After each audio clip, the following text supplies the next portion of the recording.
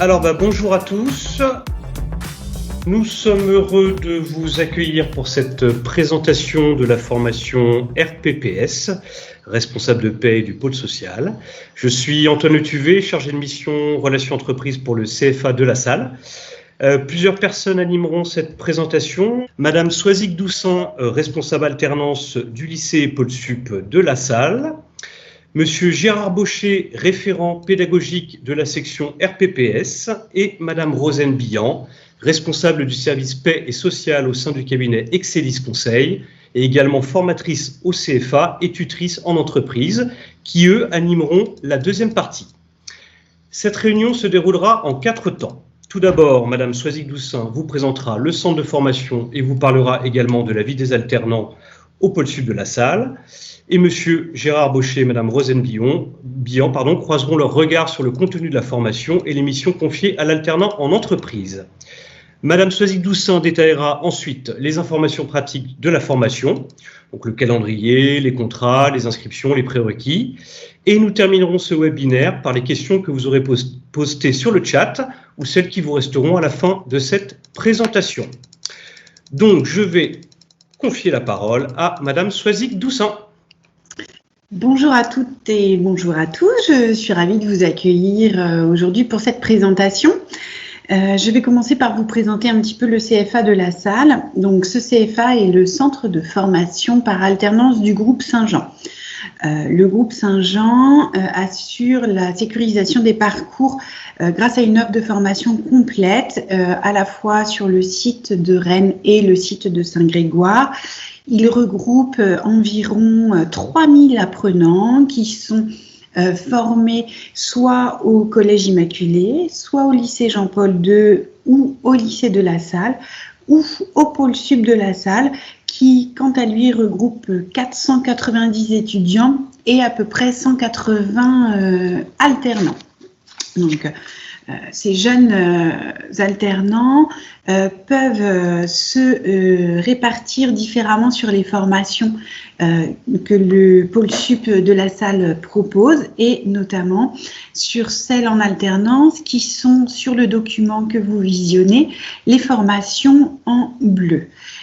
On verra des filières en commerce et vente, des filières en assurance et banque, des filières en comptabilité, gestion, finance, où on retrouvera notamment la formation de responsable paye et pôle social, et puis également une filière en sécurité informatique. On compte à peu près 1000 entreprises qui s'investissent dans la formation des jeunes du groupe. L'investissement va de l'accueil d'alternants à l'accueil de stagiaires, mais aussi avec le versement de la taxe d'apprentissage. De nombreuses autres interventions ont lieu dans le cadre de speed dating, de différentes conférences, d'interventions devant les étudiants, de partage d'expériences et également de visites d'entreprise. Enfin, un lien fort sur nos formations en alternance, 80% de nos intervenants sont aussi des professionnels, ce qui renforce le lien étroit que nous avons avec le monde de l'entreprise. Ensuite, des éléments intéressants pour les alternants, notamment une localisation plutôt attractive du centre de formation puisqu'il est accessible via le bus et très prochainement via la nouvelle ligne de métro. Les alternants sont également accueillis dans un espace dédié aux étudiants et au pôle supérieur. C'est avec l'accès à une cafétéria que vous voyez sur le document qui vous est projeté, des salles dédiées avec, à la rentrée prochaine, même un bâtiment dédié à l'alternance. Je vais maintenant passer la parole à Madame Rosane Billan et Gérard Baucher pour vous présenter la formation. Alors bonjour à toutes et à tous. Donc notre formation RPPS, responsable paye et pôle social, est donc une formation qui délivre un titre RNCP. Un titre RNCP, ça signifie que c'est un titre qui est certifié par un organisme qui s'appelle France Compétences. Alors RNCP, il s'agit bien donc du répertoire national des certifications professionnelles. C'est donc un titre qui valide une formation qui a été décidée, créée en partenariat avec des professionnels pour répondre véritablement à leurs attentes. Donc cette formation, comme vous pouvez le voir sur votre écran, elle est en lien avec un organisme qui est l'Institut de gestion et d'études financières de Paris à La Défense. Donc c'est l'organisme qui a créé cette formation et qui la valide en fait depuis sa création. Donc ce titre valide un niveau Bac+3 et délivre 60 CTS. Vous savez, ce sont ces crédits européens qui permettent de poursuivre les études ensuite dans un autre pays de l'Union européenne. Donc 60 CTS par année d'enseignement supérieur, donc après le bac. Alors cette formation s'inscrit aussi dans notre réseau de l'enseignement catholique et partenaire aussi de RENASUP, le réseau national de l'enseignement supérieur donc catholique. Cette formation délivre, oui, donc un titre, mais aussi d'autres certifications de type TOEIC, certification en anglais, certification européenne en anglais, et aussi la certification Voltaire, qui est donc un niveau de base de connaissances en communication écrite, notamment. Alors ensuite, quelles sont les compétences recherchées par les recruteurs? Les objectifs de la formation sont variés. On peut remarquer en premier lieu assurer les démarches administratives et juridiques liées au personnel. Donc il s'agit de tout ce qui est lié au droit du travail, aux conventions collectives, et donc à la création des contrats, entre autres, et à tout ce qui est embauche, à tout ce qui est fin de contrat, séparation malheureusement, etc. Donc la gestion des dossiers du personnel. Il s'agit aussi d'assurer la gestion globale de la paye. Et donc là, on va, grâce aux formateurs, dont Madame Billan fait partie, eh bien, il y aura un certain nombre d'heures de cours de techniques de paye à proprement parler. On peut aussi avoir comme autre objectif de participer à l'élaboration d'indicateurs à partir des données sociales de l'entreprise. Donc des indicateurs à partir des données sociales de l'entreprise, c'est un peu des calculs de gestion, du contrôle de gestion sociale à partir des données relatives aux salariés. Eh bien, on va mettre en œuvre des indicateurs qui vont aider le chef d'entreprise dans sa prise de décision. On peut aussi parler de la gestion des compétences, de la gestion des plans de formation, en lien avec la stratégie de l'entreprise. Et donc là, on sera plus sur des compétences liées aux ressources humaines. Donc, sélection des personnes, entretien d'embauche, suivi de la formation tout au long de la vie active du salarié, etc. Et puis aussi, bien sûr, la notion de projet, puisque comme il s'agit d'une formation à Bac+3, eh bien, durant la formation, on a aussi donc le développement d'un projet, d'un dossier professionnel et personnel, ainsi qu'un sujet, un dossier de groupe qui est travaillé par à peu près 3 voire 4 apprentis en même temps. Alors, maintenant, on peut s'intéresser au niveau pour entrer dans cette formation et ainsi qu'aux compétences pour ces métiers. Donc moi, je vous parlerai tout de suite des niveaux pour intégrer la formation. Madame Billan vous parlera des compétences pour ces métiers, des compétences attendues par le monde professionnel. Alors, cette formation est une formation à Bac+3, donc il est bien entendu que pour intégrer la formation, il faut déjà avoir validé un Bac+2. Alors, quelle formation nous permet d'intégrer ce titre? Alors, on peut avoir éventuellement des BTS comme le BTS Comptabilité-Gestion, le BTS Gestion de PME, PMI. On peut avoir aussi les années de DCG, DCG2 au moins, ou DCG3, qui permettent aussi donc d'intégrer la formation. On peut aussi voir des personnes qui viennent d'un IUT, de GEA, qui sont tout à fait aptes à intégrer cette formation. Donc, je laisse la parole à Madame Billan, qui va vous parler donc des compétences attendues par les professionnels. Merci. Bonjour, donc Rosane Billan. Je vous souhaite la bienvenue à toutes et à tous. Les qualités requises, on peut se poser la question pour ce type de métier, quelles sont les qualités attendues? Je pense qu'une des premières, c'est surtout d'être animé d'une certaine curiosité. Vous aurez systématiquement des recherches à effectuer, surtout compte tenu de la législation qui est très très évolutive en ce moment. Vous devrez également faire preuve être assez consciencieux. C'est une matière très sensible. Par exemple, quand on établit un bulletin de paye, c'est très souvent le salarié qui va vérifier forcément, en général, ce qui se trouve en bas du bulletin de paye et vous avez un retour immédiat. C'est-à-dire que la moindre petite incohérence, on a en général pas d'attente. On a soit le salarié qui vient dans le bureau ou soit le client qui appelle en fait. Donc il faut vraiment être très très consciencieux. Autre chose aussi, c'est de savoir faire preuve d'empathie. On est en contact direct avec les salariés, on gère aussi beaucoup l'humain et il faut avoir cette petite fibre qui nous permet de prendre en compte la petite subtilité humaine. On doit aussi être à l'écoute. On doit comprendre les consignes qui sont données, être vigilant et attentif. Il ne faut pas hésiter aussi à savoir poser des questions parce que tous les éléments sont importants en fait pour établir un bulletin de paye ou un contrat de travail. On doit maîtriser beaucoup de choses et il faut connaître tout l'environnement. On doit également savoir se remettre en question.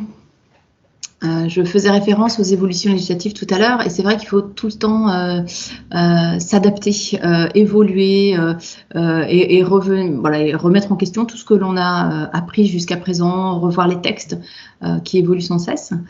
On doit aussi, pour moi, savoir faire preuve de patience. En général, on estime qu'il faut à peu près 3 ans d'expérience pour devenir un collaborateur de paye confirmé. Donc, vous ne pourrez pas tout faire comme ça du jour au lendemain, même à l'issue de la formation. Il faudra encore travailler un petit peu parce que ce métier nécessite beaucoup de connaissances et il n'y a que l'expérience qui peut vous faire valider toutes ces connaissances. Point important, c'est qu'il faut aussi maîtriser les outils informatiques. On va de plus en plus vers de la dématérialisation. Le papier, c'est un petit peu terminé désormais, donc il faut quand même avoir une certaine aisance avec les outils informatiques. Pour moi, il faut avoir envie de découvrir la matière. Ça change constamment. Et donc, du coup, c'est à l'alternant de faire son apprentissage. Je pense que ça, c'est aussi important, car plus un apprenti est dynamique, appliqué, intéressé par la matière, plus l'équipe avec qui il travaille va lui confier des missions intéressantes. Donc, il ne faut pas hésiter à aller plus loin, en fait, que la simple consigne que l'on vous a transmise. Il faut savoir se poser des questions. À mon avis personnel, c'est un métier de passion en fait qui s'acquiert avec l'expérience que je vous disais tout de suite. L'échange avec les professionnels en entreprise est essentiel. Donc cette année d'alternance, c'est vraiment un avantage. Il faut en profiter. Il ne faut pas hésiter à solliciter les professionnels sur ce point. Une fois qu'on a cette formation en poche, on peut se poser la question de savoir quels sont les débouchés professionnels et surtout les possibilités de carrière. On va avoir un domaine plutôt spécifique paye en tant que gestionnaire de paye, consultant paye, aussi assistant d'administration du personnel. On peut aussi être assistant RH, travailler dans une agence de recrutement également, faire vraiment une application stricte aussi du droit dans un service spécifique. On peut aussi être responsable paye et pôle social. On a une multitude finalement de possibilités grâce à cette formation. Et l'avantage aussi, c'est que ces postes sont envisageables aussi bien en cabinet comptable qu'en entreprise. On sait que les professionnels sont assez intéressés par ce type de formation et elle peut ouvrir sur un projet de carrière évolutif en fonction de l'expérience que vous allez acquérir. On peut très bien choisir une voie, on va décider d'un métier et puis au fur et à mesure de l'expérience, on va peut-être dévier soit sur plus de RH ou plus de social ou manager ou aller en entreprise. Voilà. Donc c'est vraiment un projet de carrière qu'on peut construire. On sait que ça touche la paye principalement. Hein. C'est vrai qu'il y a un terme qui est utilisé dans l'intitulé de la formation, mais c'est aussi tout son environnement. On va avoir l'aspect RH, la formation, le droit du travail, le recrutement. Il n'y a presque pas de limite finalement, puisque dans chaque entreprise qui a un salarié, finalement, on est confronté à de la paye et du social. Donc, on a un panel de possibilités assez important. Ce que l'on sait, c'est que à n'importe quel poste, l'essentiel, c'est de savoir faire ou de savoir expliquer un bulletin de paye. Donc il faut avoir une certaine crédibilité quand on doit expliquer un bulletin de paye. Et c'est surtout qu'il faut connaître aussi toutes les implications. Donc, par exemple, il faut savoir décrypter un contrat de travail pour établir un bulletin de paye. Donc, voilà, c'est vraiment tout un panel de connaissances à avoir. Pour cette formation, donc, on peut immédiatement être confronté au marché du travail, mais pas seulement. Donc, Monsieur Baucher là va vous détailler les perspectives d'études envisageables suite à cette formation RPPS. Il n'est pas nécessaire donc de chercher tout de suite à intégrer le monde du travail. Ça, c'est un choix. On peut aussi donc poursuivre les études après cette formation à Bac+3 et donc en intégrant différents masters. Donc il en existe deux après cette formation, comme le master de ressources humaines ou bien le master de gestion du personnel. Donc on peut intégrer un cycle master 1, master 2 à partir de cette formation, puisque c'est une vraie formation à Bac+3. Mais on peut parler vraiment de deux grands champs de compétences et qui ont été déjà abordés par Madame Bihan il y a quelques instants. C'est donc la gestion de la paye et la gestion des ressources humaines. Globalement, quand on regarde un petit peu les volumes horaires de cette formation, eh bien on va retrouver à peu près 60% des compétences seront des compétences liées à la paye. Donc que ce soit des compétences liées au domaine administratif ou aux techniques de la paye, mais on a ce gros bloc-là pour 60%. 30% de gestion des ressources humaines. Donc on a vraiment une formation ici qui développe particulièrement la gestion de la paye. Et c'est ce qui fait justement sa richesse, puisque c'est vraiment ce qui est recherché par les entreprises aujourd'hui. Alors, il n'y a pas que la gestion de la paye, il n'y a pas non plus que la gestion des ressources humaines. On a donc aussi, je vous l'ai expliqué, étant une formation Bac+3, un dossier personnel à présenter avec un oral, un projet de groupe, et je vous ai aussi parlé de TOEIC, de la certification TOEIC et puis certification Voltaire. Alors la certification TOEIC, c'est donc le développement de compétences en anglais, ce qui est très intéressant sur les CV aujourd'hui.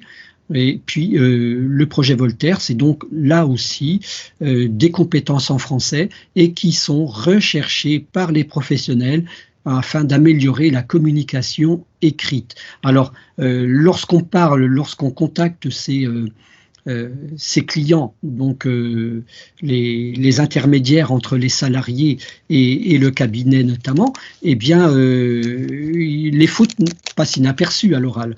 À l'écrit, les fautes restent. Donc, il est très très important aujourd'hui d'améliorer sa communication écrite du mieux possible.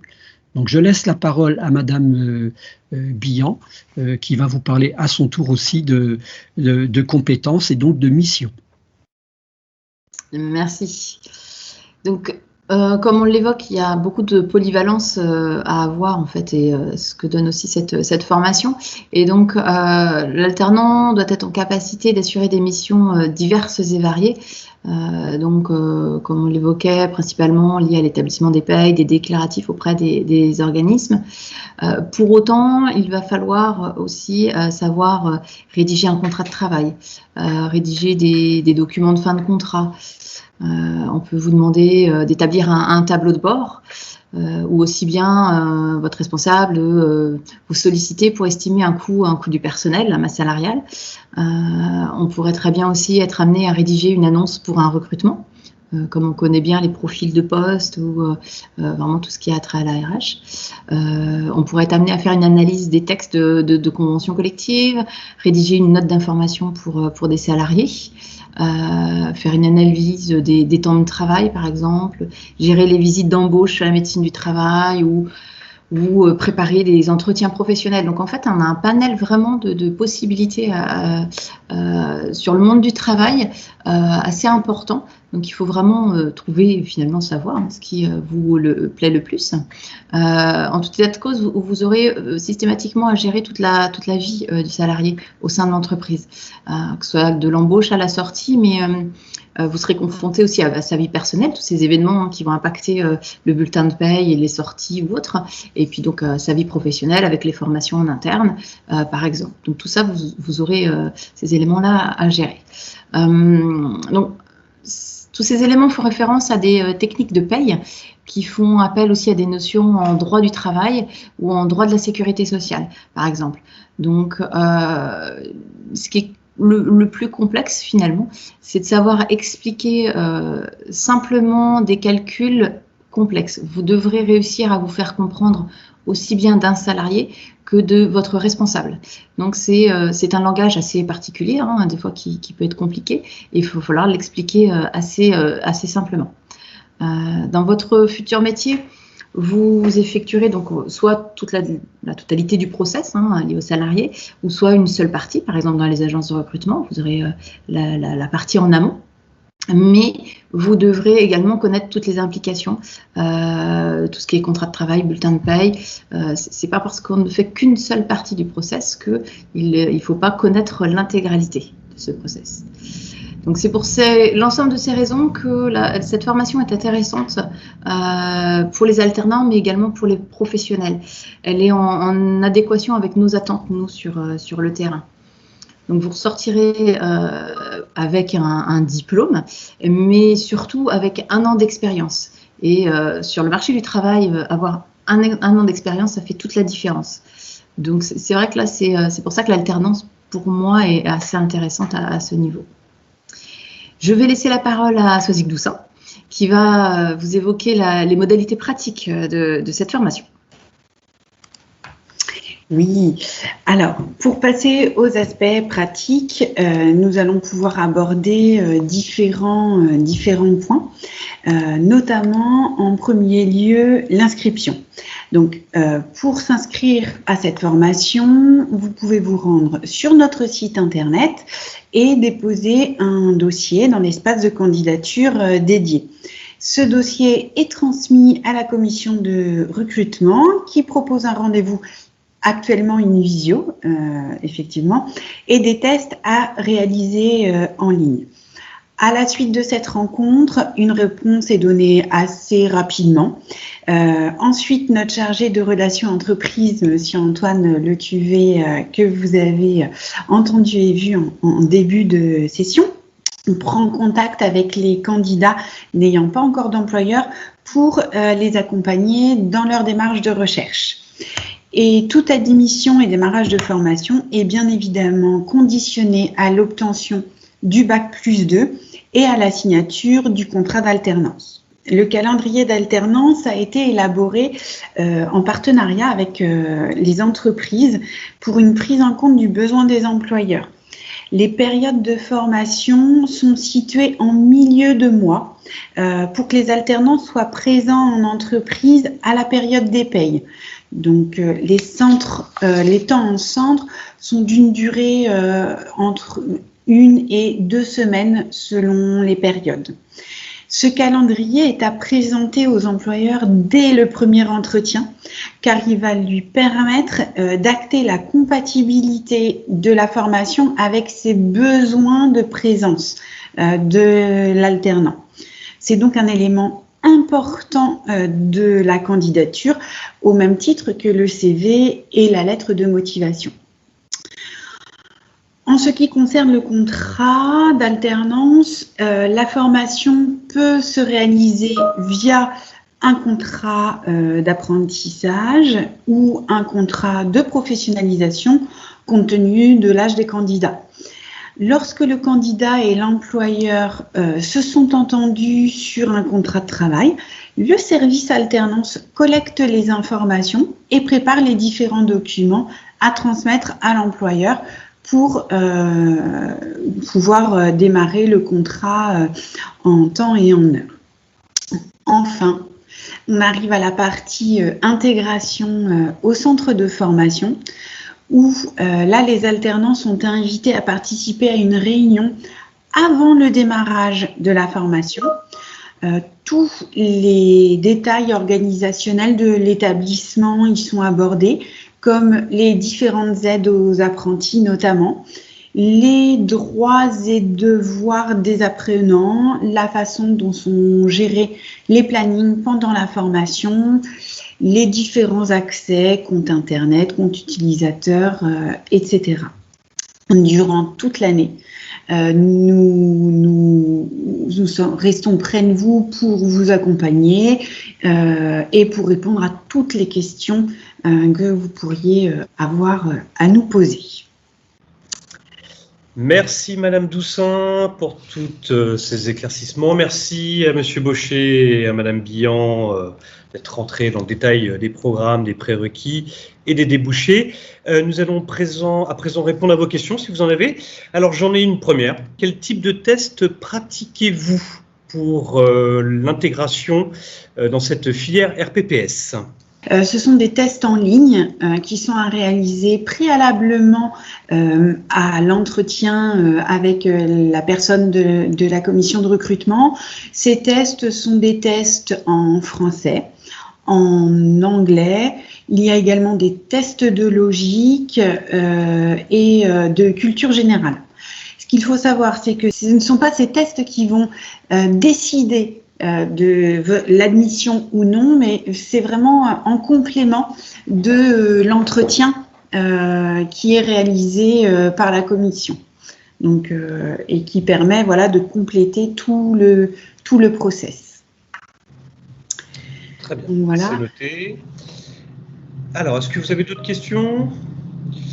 Alors, quelqu'un me demande le rythme de l'alternance. Donc ça, c'est pour Madame Doussin. Comment ça se présente par rapport au calendrier et quel est donc le rythme en centre, CFA et en entreprise ? Alors, nous avons essayé de faire sur des semaines complète en milieu de mois, puisque les différents partenaires avec lesquels nous avons travaillé lors de l'établissement de ces calendriers préféraient que les alternants soient disponibles complètement en début de mois et en fin de mois. Donc, en général, nous sommes sur des sessions qui vont de 1 semaine à temps plein jusqu'à 2 semaines grand maximum à temps plein, mais en milieu de mois. Ce qui fait que l'alternant est présent en entreprise à temps plein pendant l'équivalent de 2 semaines, 2 semaines et demie. Donc, Okay. Voilà. C'est très clair. Alors, une autre question concernant la partie alternance. À quel moment peut-on démarrer son contrat d'apprentissage? Alors, pour le contrat d'apprentissage, il y a différentes choses. La première, c'est déjà d'avoir validé les prérequis pour rentrer en formation. Donc, effectivement, il faut déjà avoir validé son bac+2. Donc, compte tenu de ce délai-là, la réglementation nous autorise à démarrer 2 à 3 mois avant le début de la formation, mais bien à la condition que vous soyez bien titulaire des différents prérequis. Ce qui permet également aussi une clôture du contrat de formation en décalé. Généralement, nous faisons terminer les contrats d'alternance en fin d'été, ce qui permet aux différents alternants et aux entreprises de gérer la partie congé annuel et de couvrir toute la partie d'examen et de résultats des examens. Très bien. J'ai une autre question qui vient d'arriver. Comment se valide le titre? Est-ce qu'il peut être validé dans un ensemble ou en partie? Alors effectivement, qui s'adresse à nos interlocuteurs. Gérard Baucher voudra peut-être répondre à cette question. Alors, j'ai parlé donc tout à l'heure de différentes compétences. Alors, bien entendu, ce qui concerne l'anglais avec le TOEIC, le français avec la certification Voltaire, sont deux certifications indépendantes. Donc, on les utilise durant la formation comme étant un plus à la formation. Mais c'est pas parce qu'on ne va pas valider le TOEIC qu'on n'aura pas validé son titre RNCP, responsable paye et pôle social. Donc, ce qui va valider ce titre, c'est donc la validation des compétences liées à la paye et liées aux ressources humaines. Alors, comme dans les formations à niveau bac+3, eh bien, on va avoir des épreuves qui vont être échelonnées entre des épreuves de fin de premier semestre vers le mois de février et des épreuves de fin de deuxième semestre qui seront, elles, en juin. Alors, parmi les épreuves du mois de juin, eh bien, certaines, comme les projets, donc le dossier personnel, professionnel et le projet de groupe ne sont évalués qu'une seule fois, donc elles, en fin d'année. Très bien, c'était très clair, Monsieur Baucher. Alors, on me pose une question intéressante. Avez-vous déjà des profils dans cette filière pour septembre 2021 au sein du CFA de la Salle? Je laisse peut-être Madame Doussin répondre à cette question. Alors oui, effectivement, nous avons plusieurs candidats qui sont actuellement en recherche d'employeurs pour leur alternance. Donc effectivement, ça peut être aussi une façon de les rencontrer. Donc, si jamais vous êtes intéressé pour rencontrer certains de nos candidats, n'hésitez pas à prendre contact avec moi-même ou notamment avec Monsieur Le Tuvet qui les accompagne dans ces démarches. Très bien. On me demande, alors une question qui me concerne en premier lieu, mais je pense que Madame Doussin y répondra avec plaisir. Quel accompagnement mettons en place pour les jeunes qui n'ont pas trouvé d'employeur ? Alors, effectivement, pour les jeunes qui candidatent chez nous, qui sont admis mais qui n'ont pas encore d'employeur, donc nous avons effectivement Antoine Le Tuvet qui est là pour les accompagner, donc qui travaille avec eux sur tous leurs outils de recherche d'emploi, que ce soit CV, lettre de motivation, préparation également à l'entretien. Et puis qui, lui, travaille en parallèle avec tous nos contacts, nos entreprises partenaires pour pouvoir aussi mettre en relation les entreprises. Donc, à la fois, il a cette partie connaissance des alternants qui va lui permettre entre guillemets, les promouvoir auprès des entreprises, et à la fois le contact auprès des entreprises pour justement travailler avec eux sur le type et le profil d'alternants qu'ils souhaitent recruter, et ainsi pouvoir leur proposer des alternants qu'ils sait peut-être leur convenir le mieux. Donc voilà, et donc il est en charge de tout cet accompagnement préalable justement au contrat. On me pose une dernière question, quand même. Quel est le coût de la formation? Alors ça, c'est intéressant. Il n'y a aucun coût pour l'alternant. À partir du moment où on est alternant, on n'a pas en charge de coût pédagogique de la formation. Donc ça, c'est quand même un fort avantage pour les candidats.